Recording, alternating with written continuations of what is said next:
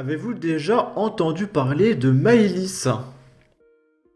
Elle a 18 ans, elle est morte dans le Val-de-Marne.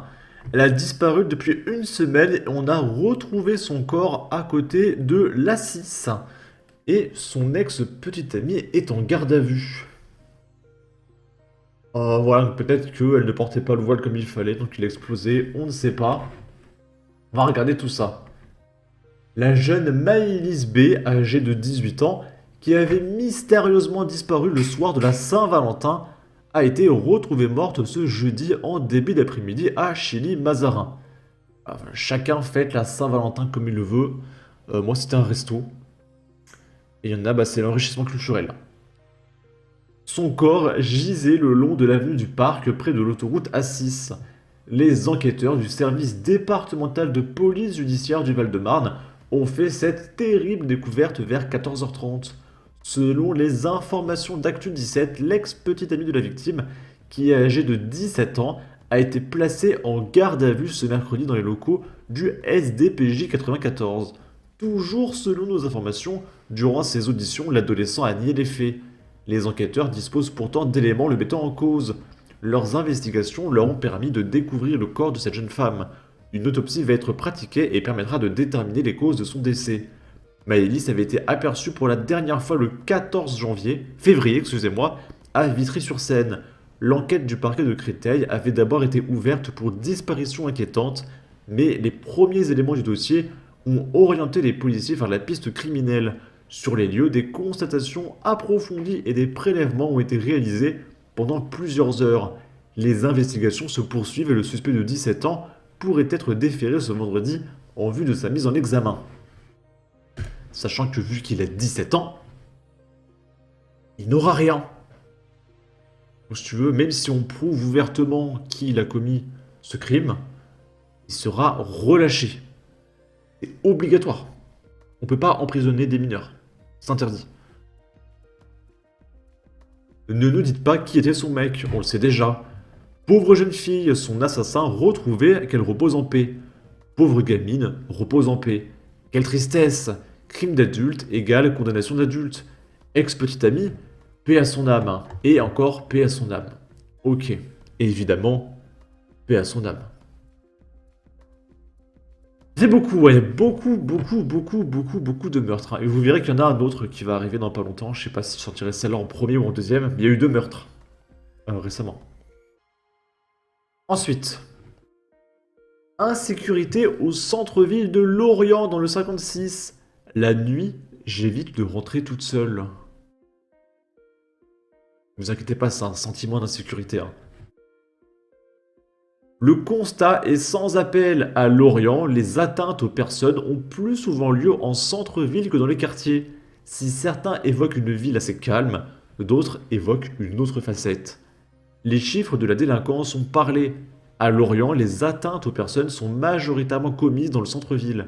La nuit, j'évite de rentrer toute seule, confirme Juliette, 20 ans. Cette étudiante en droit évoque notamment des comportements oppressants de la part de certains hommes en sortie de boîte. Alors c'est marrant.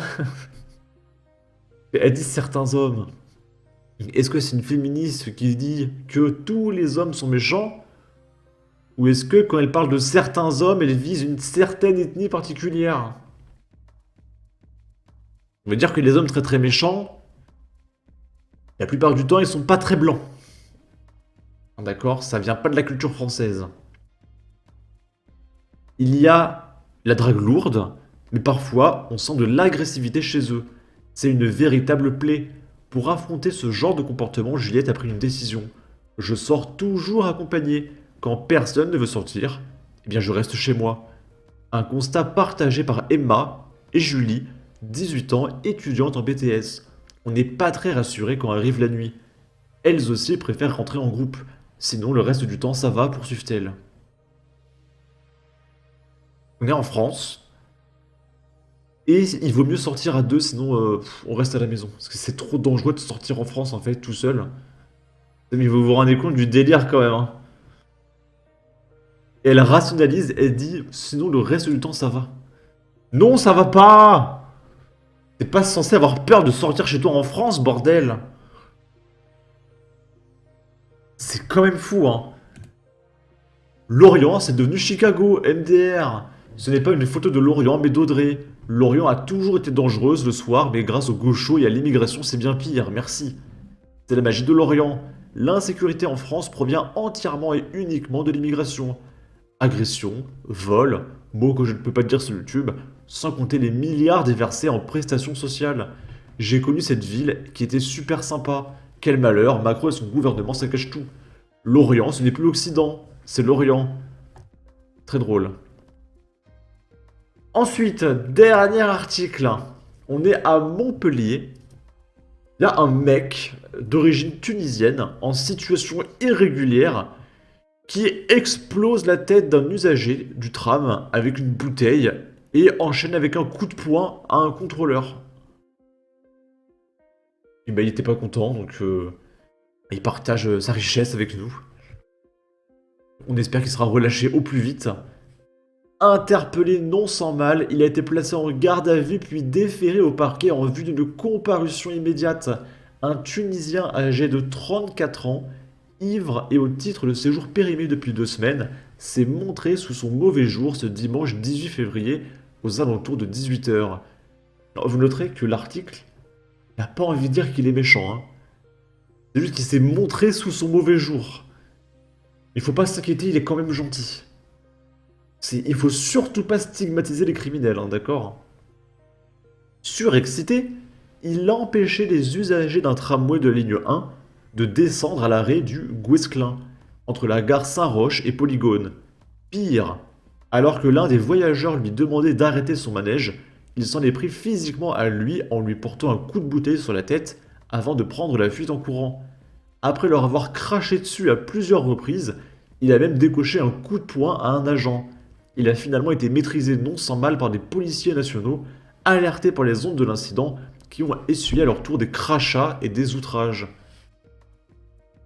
Imaginez, on est en Russie ou en Chine, et il y a un mec qui crache à la gueule d'un policier.